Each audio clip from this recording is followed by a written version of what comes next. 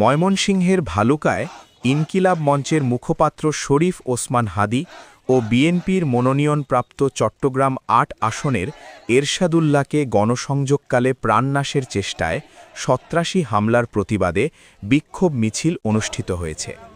বিকেলে ভালুকা পৌর বিএনপির উদ্যোগে মিছিলটি দলীয় কার্যালয় থেকে বেরিয়ে ঢাকা ময়মনসিংহ মহাসড়ক ও পৌর সদরের বিভিন্ন সড়ক প্রদক্ষিণ শেষে পুনরায় দলীয় কার্যালয় শেষ করে।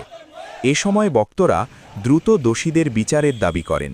বক্তব্য রাখেন পৌর বিএনপি যুগ্ম আহ্বায়ক আবুল কালাম আজাদ, জহির রায়হান, আবু তাহের ফকির, পৌর বিএনপি সদস্য তাজুন ইসলাম, এসএম নুরুল ইসলাম, আমিনুল ইসলাম পাপ্পু, স্বেচ্ছাসেবক দলের যুগ্ম আহ্বায়ক মোবারক হোসেন মোল্লা সহ নেতৃবৃন্দ।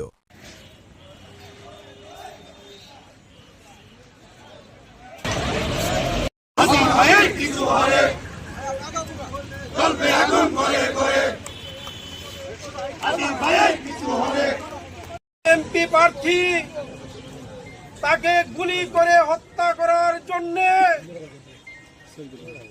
মাথায় গুলি করা হয়েছে। সেজন্য বাংলাদেশ জাতীয়তাবাদী দল ইহার বিচারের জন্য, সন্ত্রাসীকে গ্রেপ্তারের জন্য সারা বাংলাদেশে বিক্ষোভ মিছিলের আয়োজন করেছে। অনতিবিলম্বে তাদেরকে গ্রেপ্তার করে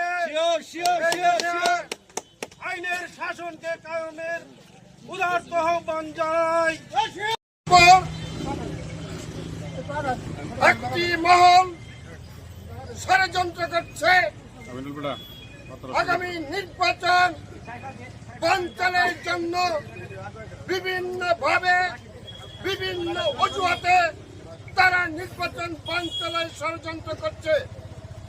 আমাদের ভারপ্রাপ্ত চেয়ারম্যান স্বৈরাচার পতনের পরে বলেছিল, এতদিন আমরা দৃশ্যমান শত্রুর সাথে মোকাবেলা করেছি, এখন আমাদেরকে মোকাবেলা করতে হবে অদৃশ্য শক্তির সাথে।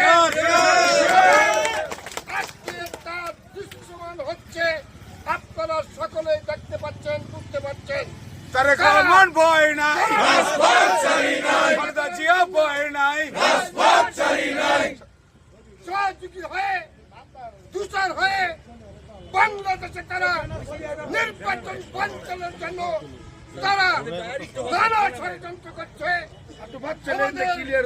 ভারপ্রাপ্ত চেয়ারম্যান তারেক রহমান যেন দেশে আসতে না পারে, তার জন্য বাংলাদেশে অস্থিতিশীল পরিস্থিতি সৃষ্টি করে তারেক রহমানকে এই দেশে আসতে বাধা দেওয়া হচ্ছে। আমরা বলতে চাই, তারেক রহমান আসছে, রাজপথ কাঁপছে, রাজপথ কাঁপছে, তারেক রহমান আসছে, 12 ফেব্রুয়ারি নির্বাচন বন্ধ